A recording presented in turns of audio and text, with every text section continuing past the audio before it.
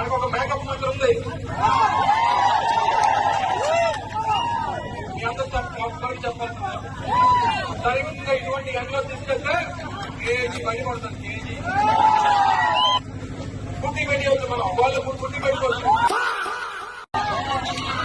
ఆవిడ మాట్లాడుతుంది ఏమంటుంది, పూర్వం మేము చదువుకున్న రోజుల్లో మేము ఉద్యోగాల కోసం ఎదురు చూసేవాళ్ళం, ఇప్పుడు ఉద్యోగాలు మన కోసం ఎదురు చూస్తున్నాడు. ఏ ఉద్యోగం అమ్మా? నువ్వు చేసినటువంటి ఉద్యోగం ఏంటి చెప్పు, మామ చెప్పు. నువ్వు చేసిన ఉద్యోగాలు మా వాళ్ళు చేయలేరులే, మా వాళ్ళకి చేత కాదు, మా ఊళ్ళో మహిళకి అంతకన్నా చేత కాదు. నువ్వు వచ్చి మాట్లాడతావు. ఒక్కసారి పని వస్తే నేను వదిలేసినటువంటి బుల్లెట్ ప్రూఫ్ కారు వదిలి తిరుగుతున్నావు నువ్వు. నేను వాడి వదిలేసినటువంటి నా బుల్లెట్ ప్రూఫ్ కారు నువ్వు వాడితో నా గురించి మాట్లాడుతున్నావు. తెరవ ఏమైనా ఉందా అని అడుగుతావు.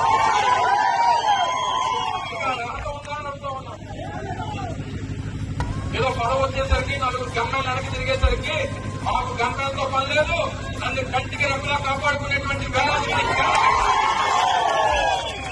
నీకు పదవి పోతే నలుగురు కూడా వెనక్కి వచ్చేటువంటి పరిస్థితి ఉండదు. నాకు పదవి ఉన్నా పదవి లేకపోయినా వేలాది మంది కార్యకర్తలు అంటే యాక్చువల్గా దీని గురించి సపరేట్ గా మాట్లాడదాం. ఎందుకంటే నేను చాలా మంచి మూడ్లో వచ్చాను. నేను 2 సంవత్సరాలు ఇంత ఎఫెక్టివ్గా పోలీస్ డిపార్ట్మెంట్ పనిచేసి మా డిపార్ట్మెంట్ అందరినీ నేను అప్రిషియేట్ చేసుకునే మంచి పొజిషన్లో అలాంటి విజ్ఞత లేని వాళ్ళ గురించి మాట్లాడి నన్ను నేను తగ్గించుకోదలుచుకోలేదు. కానీ మాట్లాడతా, చెప్తున్నా, కానీ మాట్లాడతా, ఒక ప్లాట్ఫామ్ మీద మాట్లాడతా.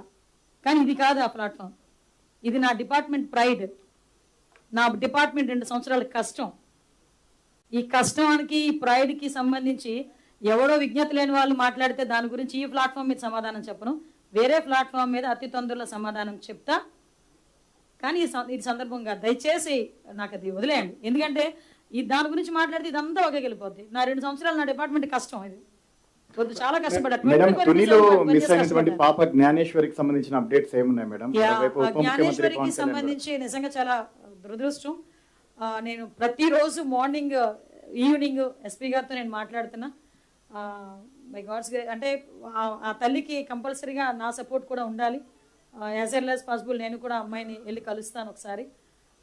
నా చిన్నపిల్ల ఎక్కడైతే తప్పింది, ఆఖరికి ఆ డాగ్ ఏదైతే అమ్మాయిని అసిస్ట్ చేసి వెళ్ళిందో ఆ డాగ్ చనిపోయిన తర్వాత కూడా పోస్ట్ మార్టం కూడా చేయడం జరిగింది. ఆ రిపోర్ట్ కూడా రావడానికి ఒక one day post mortem report వస్తుంది.